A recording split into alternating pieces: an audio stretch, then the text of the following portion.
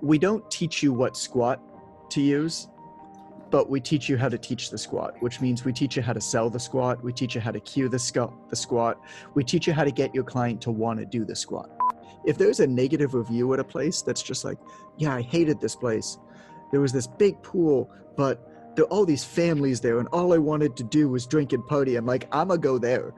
Odds are you're not going to be an online personal trainer for the rest of your life. This is a stepping stone. I don't know where it's a stepping stone to, but if all I did was prepare you to get some clients online, I would be doing you a disservice. Speak honestly, if you don't know the answer to something, you don't know the goddamn answer to something. That's fine. Whenever you have anything worth doing, find people who are better than you at it and figure out a way to work with them.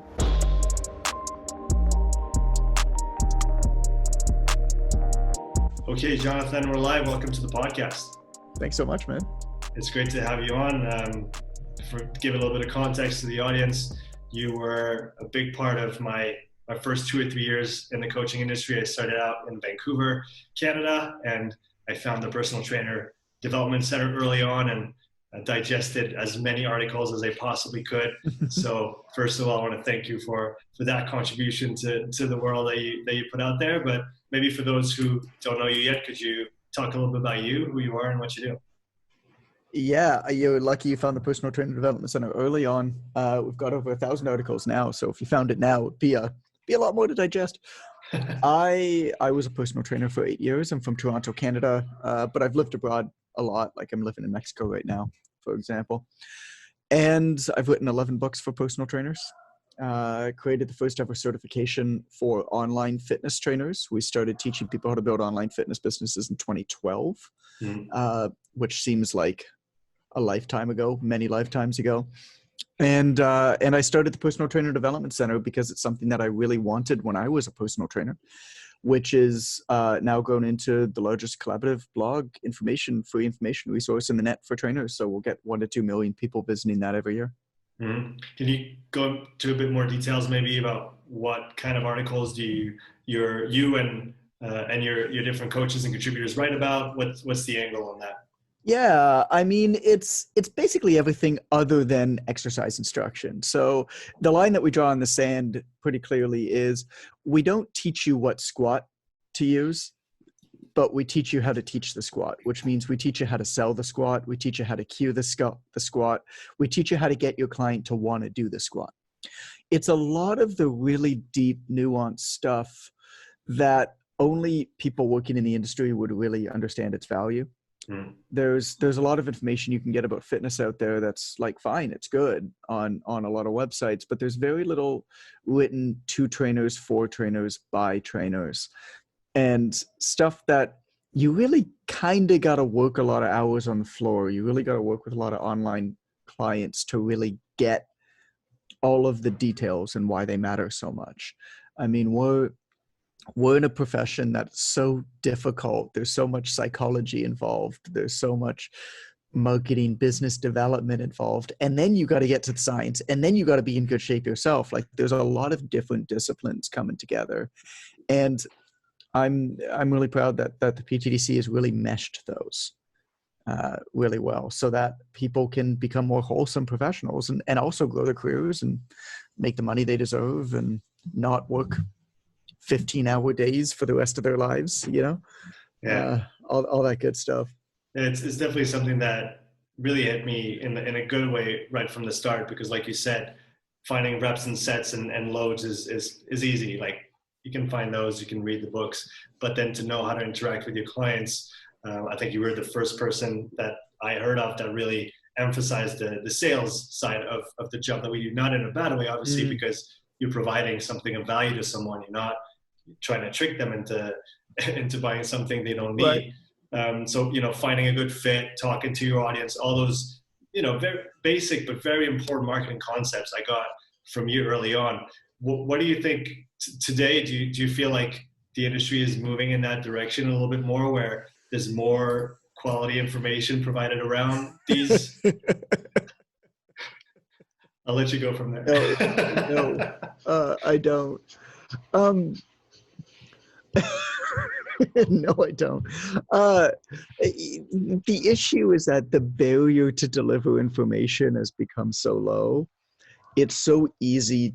I mean, anybody can slap up a free website. Like when I started my website, I had to kind of teach myself Photoshop. I had to teach myself HTML. It cost me a few $1,000s to set up a website. Like you kind of had to be bought in, Mm. which immediately self-selects out the majority of the crap. Now, anybody can set up a free website. Anybody can turn their phone around, and they have a better digital camera than I had back in 2008, 2009, right? And they have like a media production studio on their phone. Mhm. As a result, it is way easier today to do a bad job.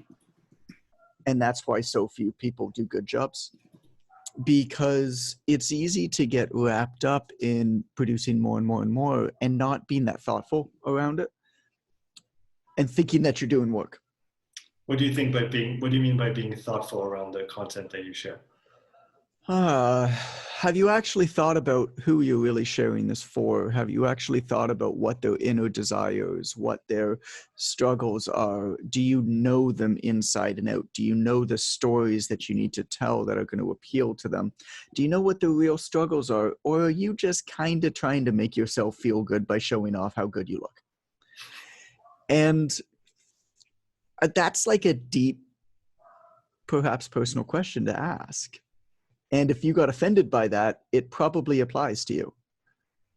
And so, you know, to answer your question about do I think that there's better information or not, or whatever, I think there's a lot more. I think it is so hard to sift through the information today to begin to make sense of it, to know what you should pay attention to. Mm. That and everything that we consume is biased as well, and that's not necessarily a bad thing. I mean, biased information is not inherently bad as long as you understand the bias that the information is coming through. Like if you're reading a blog or a website or whatever, newsletter, Instagram account, whatever you do, YouTube account, that's created by a company that creates mobility equipment, there is obviously going to be a bend towards mobility and soft tissue release being way more important than perhaps it is, which is not necessarily a bad thing, but you need to understand that going into it. Mm. And the more that you read of that, the more you're going to be fed that type of information because of how the internet works, which means now your cognitive dissonance starts taking over. Now you start to think that this is the end all be all because your feed is full of it, so it must be everywhere because we're all the centers of our own universes. But you could go to your buddy's feed and he'll never see it, which has always been something that's been really interesting in our industry. But even, I mean, all industry, it's not just ours, but even more so today, you could like think off the top of your head of the 5 people in your career that are most influential to you that you consider to be like quote unquote famous. And you could go to a commercial gym once you can go outside, and you can go to a commercial gym and you can ask 10 trainers whether they've heard of any of these people. And one person might have said that they've heard of one of the people. Mm. So it's just all over the place, man. You've got to be a really good disseminator of information. You've got to be really objective with how you take in information these days. And I think that's hard to do.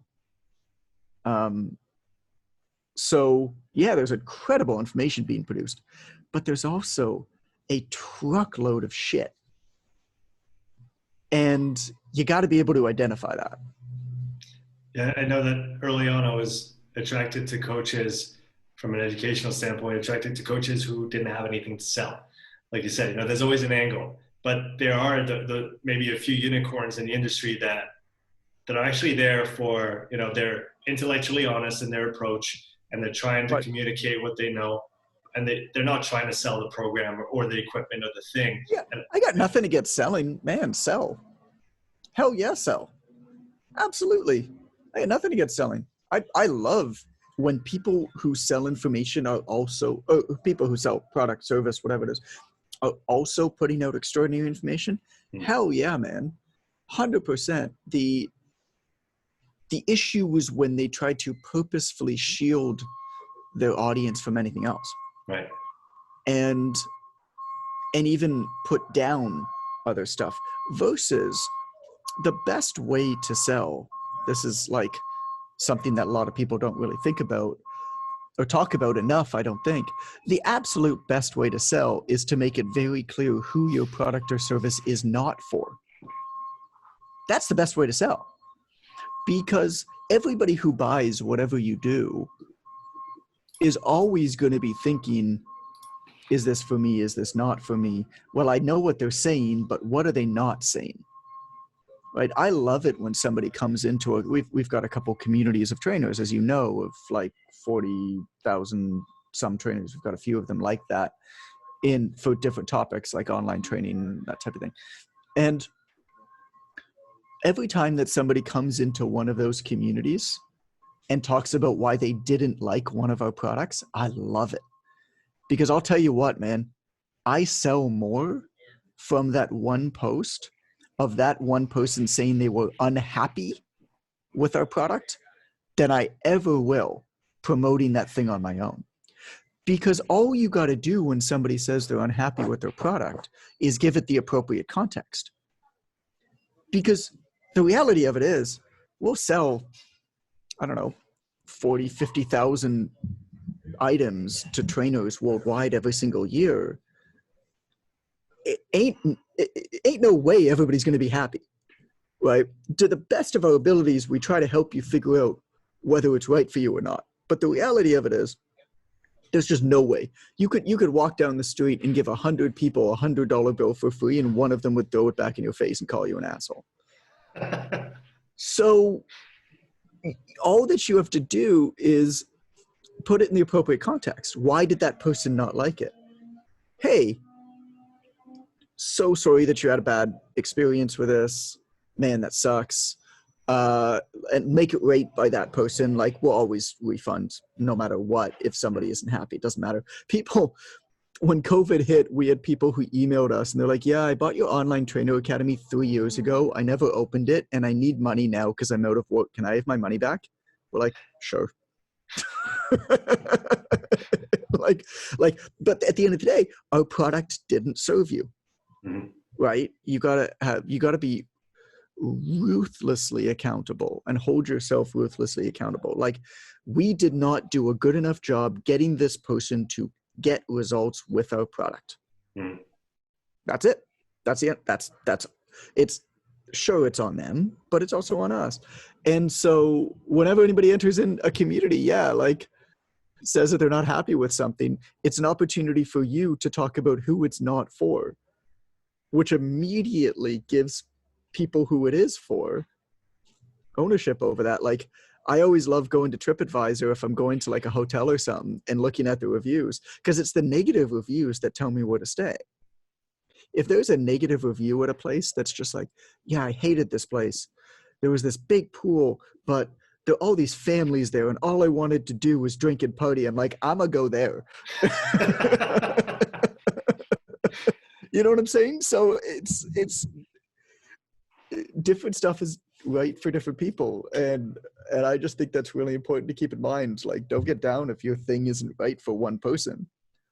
That could actually hold a lot of opportunity. I don't know why we're talking about this, but yeah, we're talking about sales, and I want to talk about your online trainer academy afterwards. But maybe for those who are looking to get into the industry right now on the private coaching side of things, what do you think of the current access to the profession? Is the barrier to entry too low? Is it appropriate? Should there be a regulating body? Like, there's some of those questions floating around. And I'd love to. There shouldn't be a regulated body, and there will never be a regulated body. And we don't want there to be a regulated body, because let me tell you what happens when regulation comes into an existing industry.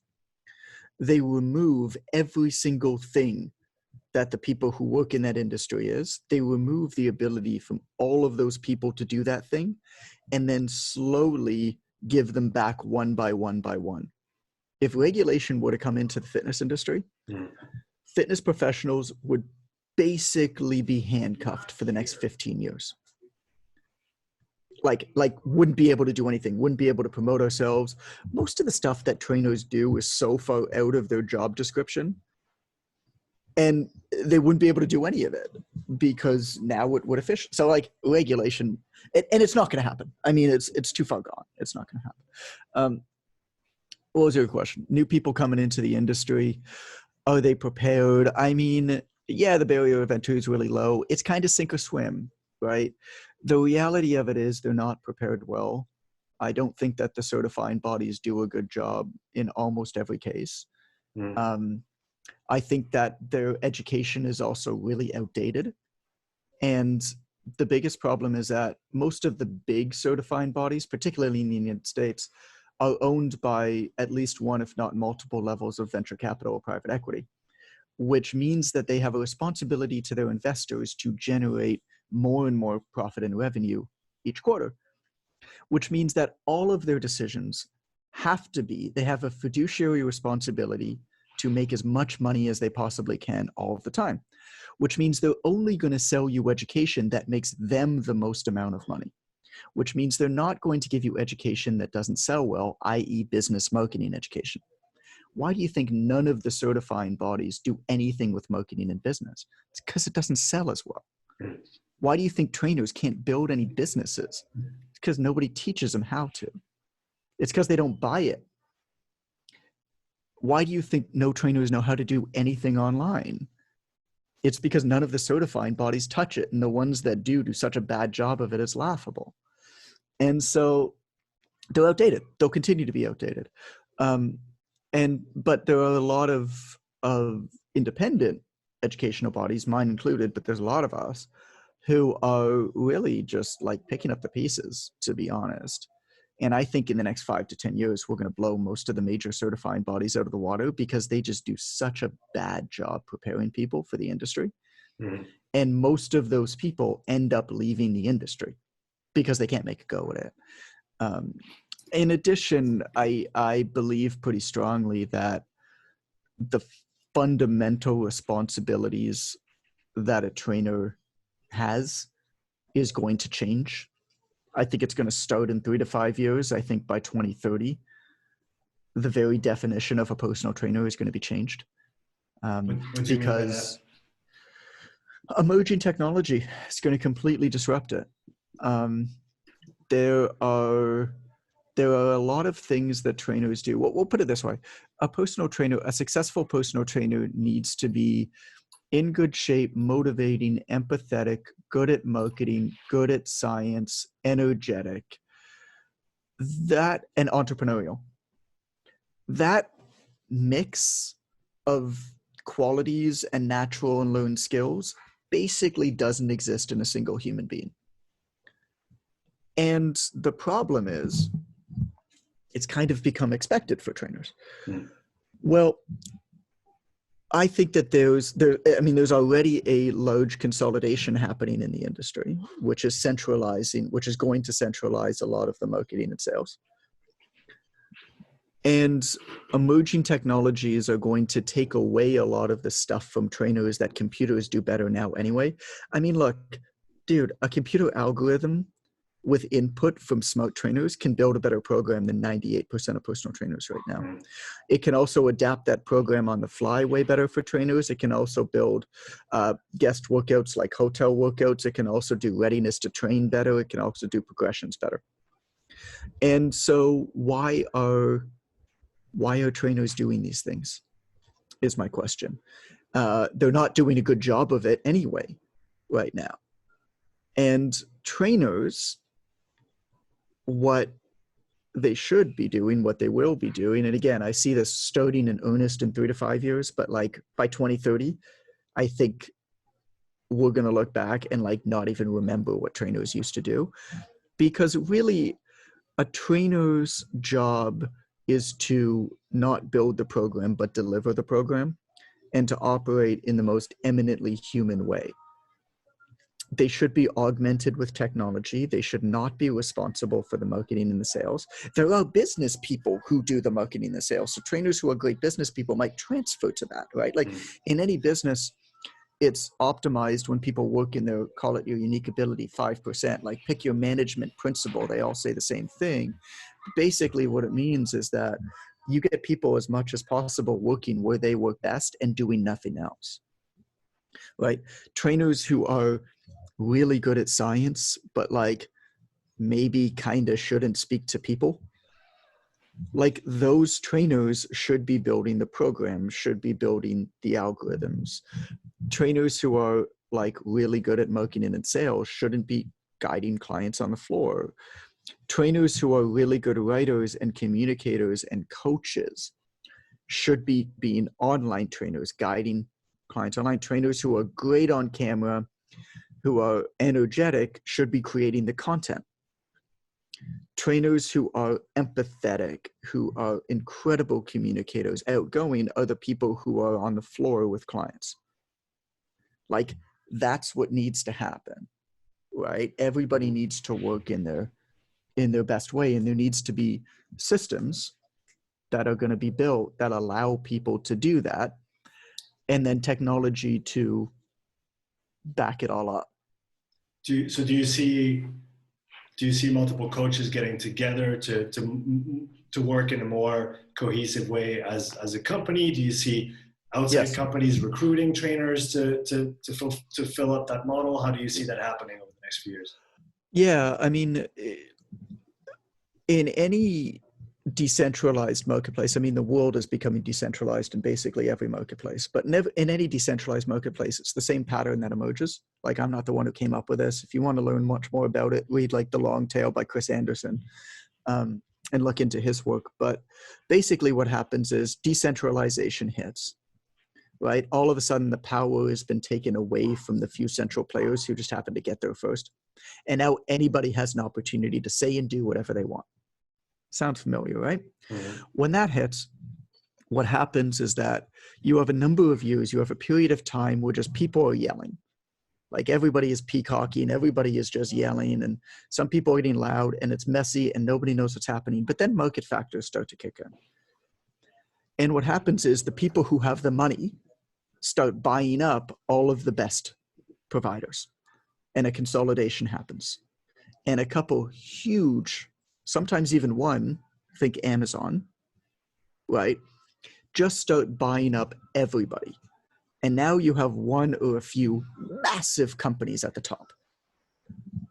You have, it becomes very, very, very, very difficult to build big companies, $50, $100 million companies. But it becomes really, really easy to build, this is the long tail, to, you won't take any market share, but there's an almost infinite amount of potential for people on the end of that long tail. Like my contention is that every single personal trainer and person who works in the fitness industry can build a $250,000 to $300,000 a year job with one assistant. Like everybody can do that within a couple years. But to grow out of that is going to be harder and harder and harder and harder and harder. So you're basically going to have on one end, one or a few massive companies that are consolidating the industry that are going to be hiring tons of people, which I think is great, because I think the fitness industry needs a lot more respected salary jobs, right? Mm-hmm. And then you have everybody who wants to be an entrepreneur can do it basically on the other end, and there's going to be almost nobody in the middle. And this is going to happen for commercial facilities. I mean, already we're seeing this, like COVID accelerated this. It's been happening for a lot of years beforehand, but COVID accelerated it. You already have you've got some big commercial gym companies. We'll see how many of them survive. I think a lot of them will be slow to adapt to technology. And I think that there will be a few new players that are going to come in before 2030, and they're going to just annihilate the market, because they're going to be backed up with tech that's going to give them 30% higher profit margins and lower risk. Are you thinking of stuff like Peloton in that area? It's not Peloton. I mean, Peloton might be a part of it because they're starting to acquire like fitness equipment companies and stuff like that, but I don't think so. I mean, unless Peloton really starts to put people in places with humans. Mm. Like here's the thing with emotion technology, with artificial intelligence, and how it's going to disrupt and change the job market across the board, is it's going to actually optimize humans to work in places where human tendencies have the most impact, which is a really beautiful thing. And so, I mean, maybe it's Peloton, I don't know. Maybe it's going to be us. Who knows? Who do you think's building this tech? But the idea is you have that, and then you have a whole bunch of people on the other end, and you have basically nobody in the middle. Mm. And I mean, look even at it now. Undifferentiated small facilities, basically facilities that didn't have enough money in the bank to like withstand massive losses, if they're not already gone, they're all going to be gone. Super differentiated, very niched facilities that are privately owned are going to continue, but I mean, they're not going to be able to grow because they're just so differentiated, but they'll give the owners a good salary and some profit. But you know, they're grains of sand in the greater market. Like that's the pattern. Is there anything that trainers can do today to prepare for that shift, or to organize themselves and their surroundings to be best prepared when it actually hits?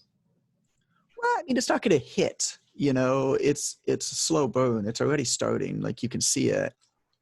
I don't know about you. I mean, every week I see another 2 of my friends say that they're shutting down their fitness facility. And all that I'm doing is I'm sitting here and I'm saying, to be honest, your business was kind of shitty all along. Like you knew it. You haven't taken a profit in 5 years. Did you really think that this was a business? Like it just wasn't quite bad enough for you to do something about it. Well, now you are, which is great. So yeah, people who are entering the industry now, the more I think understanding that you're entering the fitness industry, you don't have to be a personal trainer. There's a lot of amazing jobs in the fitness industry for people that is outside of personal training. I mean, you could be a project manager, right? You could be in sales, you could be in marketing, you could be something in tech, you could be something in graphic design. There's tons of opportunity.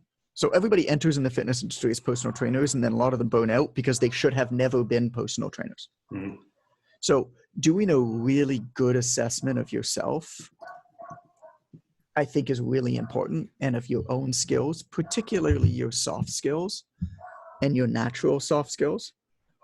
I think it's really, really important on day one, and then leaning into that and figuring out where the opportunities in that lie. In a more general sense, I think there's tremendous opportunity for people building coaching skills, for people understanding motivational interviewing, for people understanding the psychology of adherence. Because at the end of the day, and again, this isn't going to really start, I think, for another 3 to 5 years. Like adoption is going to be slow.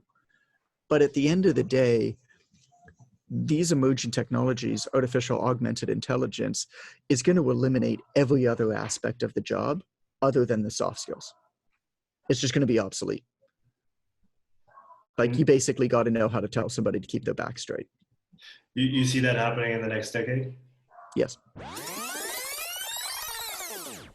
Today's episode is sponsored by Strength Coach Network, the #1 education and networking platform for strength and conditioning coaches. Strength Coach Network offers over 200 hours of video education delivered by elite level presenters such as Dan Pfaff, Jada Mayo, Derek Hansen, Carl Dietz, and Buddy Morris. If you work with or want to work with team sport athletes and take your coaching to the next level, you will find everything you need to know on topics such as speed development, plyometric training, conditioning, rehab, program design, and much, much more. Strength Coach Network also allows you to interact with hundreds of coaches from all over the world, ranging from top NFL, NBA, and MLB coaches all the way to the grassroots level. You can ask questions, respond to popular threads, and get valuable insight from the best in the business. Strength Coach Network also covers career and business development tailored specifically for coaches. If you want a resume critique, need to get ready for an interview, or are looking for professional networking advice, go to strengthcoachnetwork.com/upside to get your first month at half price. That's strengthcoachnetwork.com/upside. And so what have you done from a practical standpoint, maybe not to go against, but to prepare your students to that upcoming shift in the industry, most notably through the Online Trainer Academy? I mean, you were talking about online training before it was even cool. You set up that academy in 2012 and educated people how to build a business, how to generate income, how to, I remember, reading through all the material, how to make sure you know how much money you need to spend each month to just live and pay your bills. And Sure. now you know how to charge, and now you can actually set up a viable business. So in addition to those, let's say, business fundamentals that you do teach really well and that are fundamental, what are you adding to this now that are going to help trainers, kind of do the shift? I mean, let's back up a second. You're familiar with my material. Is it really about personal training, or is it really about life? It's about understanding how to, it is much broader than just the training.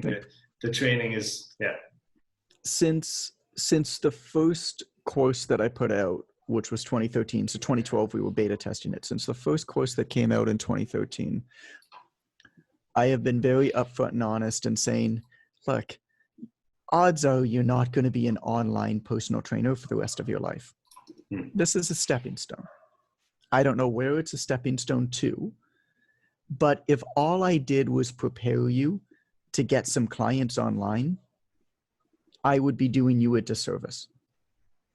I'm going to teach you how to organize your schedule. I'm going to teach you how to manage your time. I'm going to teach you how to develop a business based off of relationships, based off of brand, based off of reputation. I'm going to teach you how to offer a good service to people, no matter what that service is. And then I'm going to teach you about pricing theory. I'm going to teach you about marketing theory. I'm going to teach you about how to figure out where you fit in and what you want.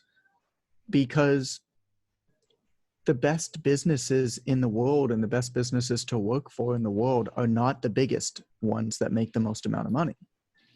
For some people, that might be their driver. But I know a lot of people who have built a lot of businesses that have made a lot of money, that they've sold for a lot of money. And I'll tell you what, man, almost across the board, they're less happy than you and me. So what the fuck are we doing this for? So think about that. So that's what I've always been talking about behind the scenes. Yes, it's important to build a business now, but that's why I kind of look at a lot of these mentorships and business development mentorships that are out there now that are like everywhere, right? Where these people are charging $10, $15, $20, $30,000 to teach you how to build like a high ticket, online fitness business. And like some of them are good. I have a lot of friends who run them and they do a very good job in that one very specific thing. So if you know that right now that one very specific thing is important enough for you to spend that money and that time and go into, 100%, it might be a good decision for you. That's just not where I've decided to put down my foot in the sand. So I've always just, like I hope that I am now, man, I've always just tried to communicate openly. This is what I think is happening. We're going to be putting out some pretty wild position statements in the next year on artificial intelligence and personal training, on how the industry is going to change.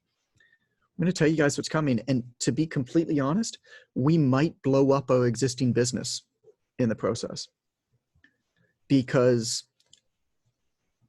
it's possible that my existing business right now in helping people become better personal trainers is going to blow up without me, whether I like it or not.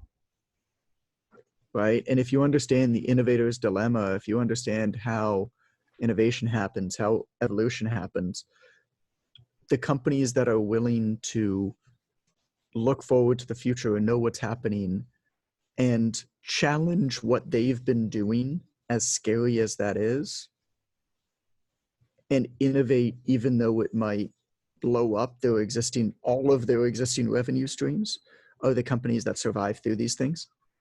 And most companies aren't able to do that. So we're just going to be open. We're just, as we learn, as we build our own technology, as we think about what's going on here, as we get more experience what's going on here, we're just going to be transparent. We're going to be transparent in educating and communicating what's going on and what we think you need to know. And like online training in 2012, most people aren't going to listen to us. And then they're not going to listen to us for the next 8 years.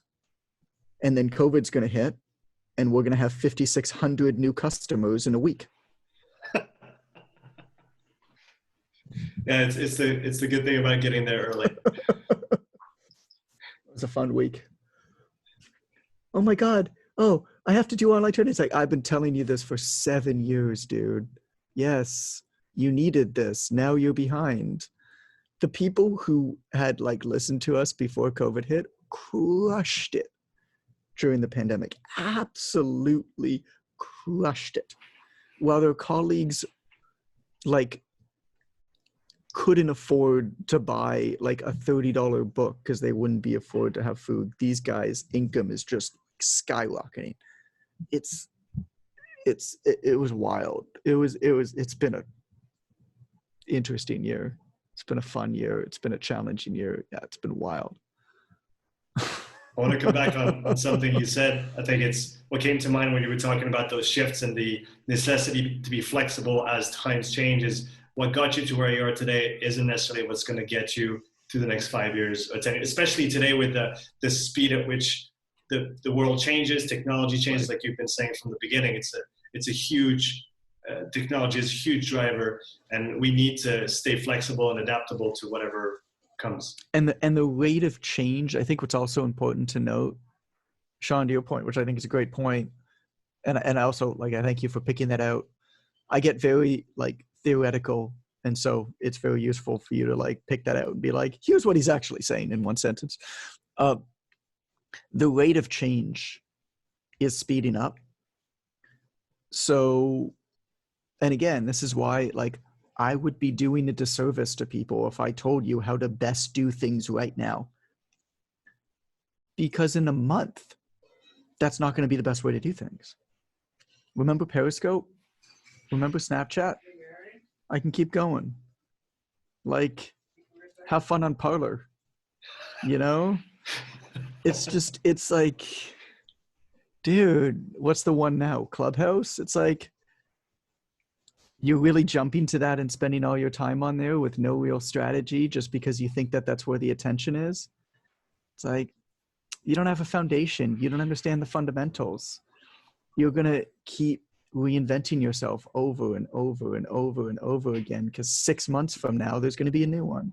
One of the intangibles that I do see through all of this, and you've talked about it, is reputation, is your brand, is who you are and how you present. What can people do in 2021 today in order to grow this? Because I feel, and I might be wrong on that, but I feel like if you do a good job with your reputation and your branding, this is what is going to allow you to be flexible, because people don't follow you because you're on TikTok or because you're on Snapchat, but there's something bigger behind that can then transfer to different platforms or different ways of doing things. What's your take on that? Yeah, man. 4 words, and then I'll talk about each one. Honesty, trust, generosity, truth. Speak honestly. If you don't know the answer to something, you don't know the goddamn answer to something. That's fine. Say that you don't know the answer. Try to make a recommendation to somebody or something that might know the answer to it. Don't pretend like you have to know everything. Be wildly curious and go into your platform that way. Be honest.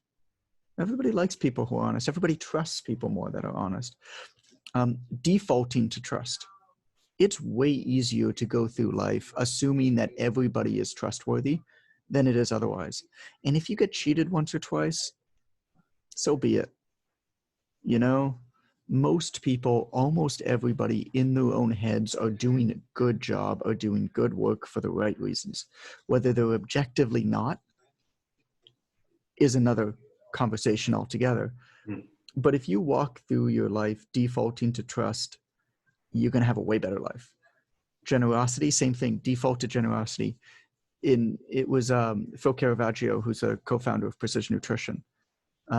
One of this comes from him, is never resist a generous impulse.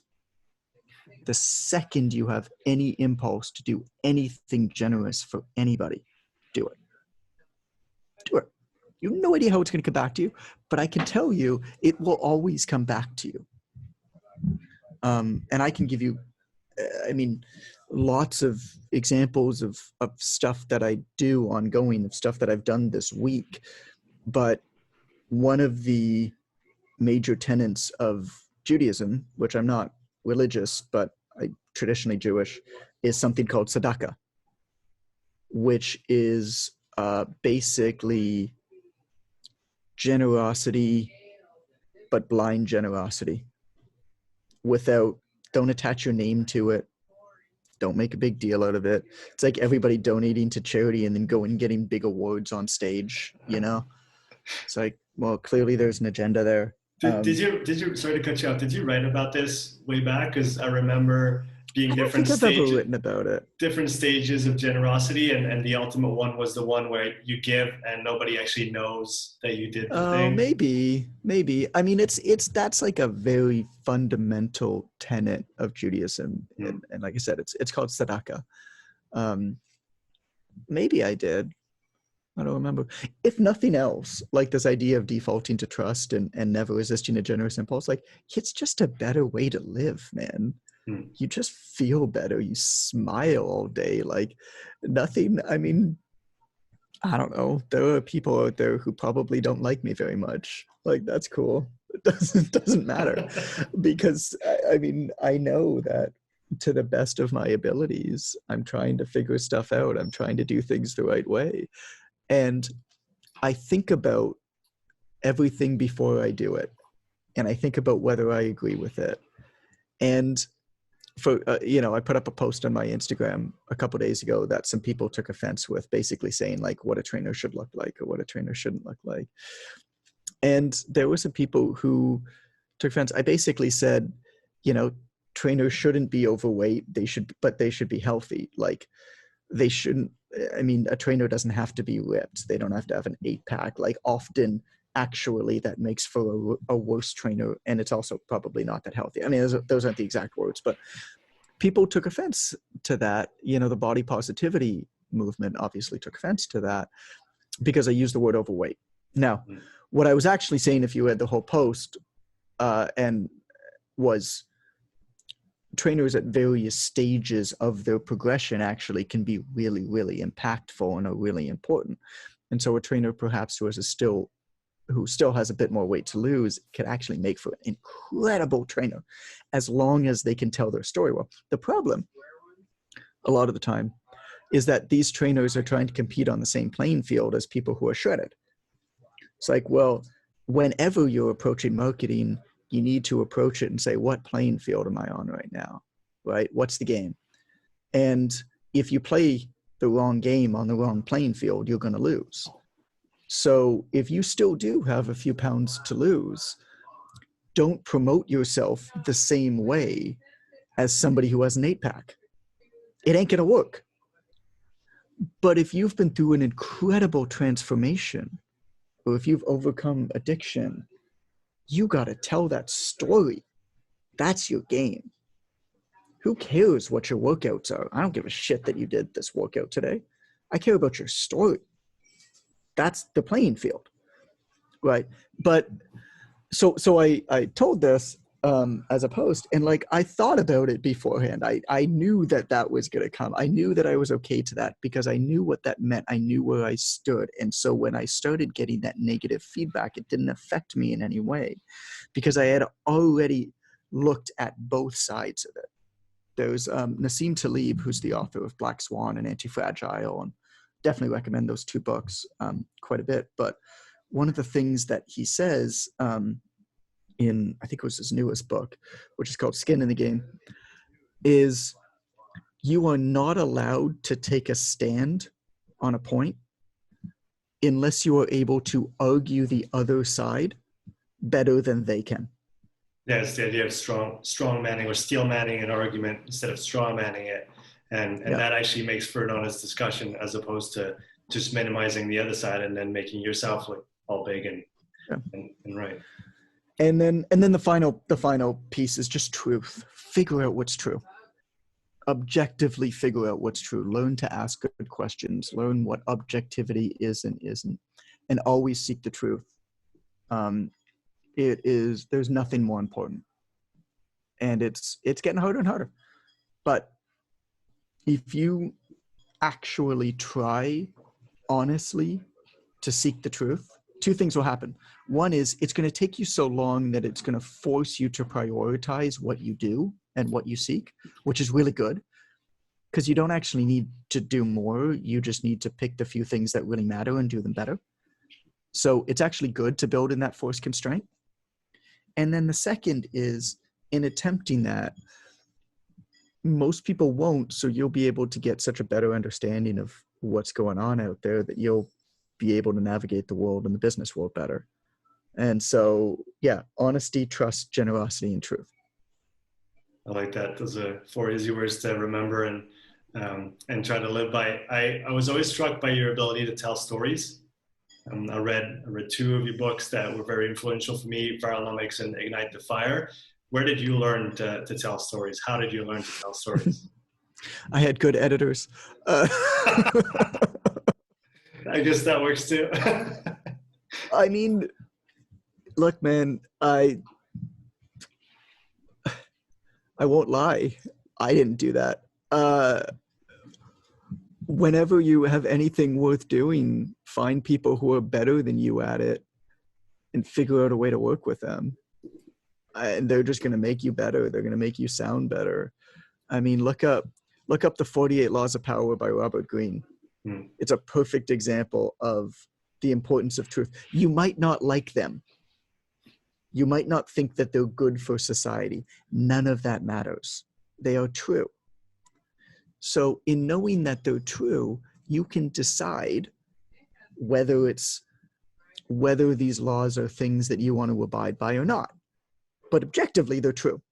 And one of the laws is, I can't remember the exact phrasing of it, but it's basically figure out a way to get other people to do the work and you get credit for it. And like, that's not a bad way to do business. So how did I learn to tell good stories? I hired good editors. I like that, man. Who know how to tell good stories. Yeah, talk about being true. That's it's not the answer you expected to get.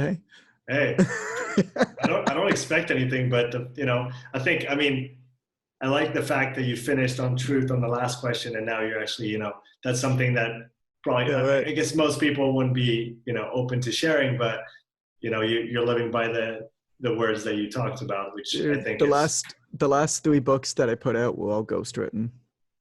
I mean, it's my thoughts for sure, but they're all ghostwritten. I mean, I don't have enough time to write books. I'm running business, and so I had an incredible ghostwriter. This is all the Wealthy Fit Pro series. I mean, read the books. They're incredibly well written, well put together, and they're all ghostwritten. I mean, that's what most books are like, to be honest. And even ones that aren't ghostwritten are so heavily edited, they may as well be. That makes sense. Jonathan, I want to be respectful of your time. I really appreciate you coming on today. I want to finish with a few rapid fire questions here. These are always fun because I don't answer questions with short answers. All right. Let's see how it goes. Yeah. What are you currently fascinated about?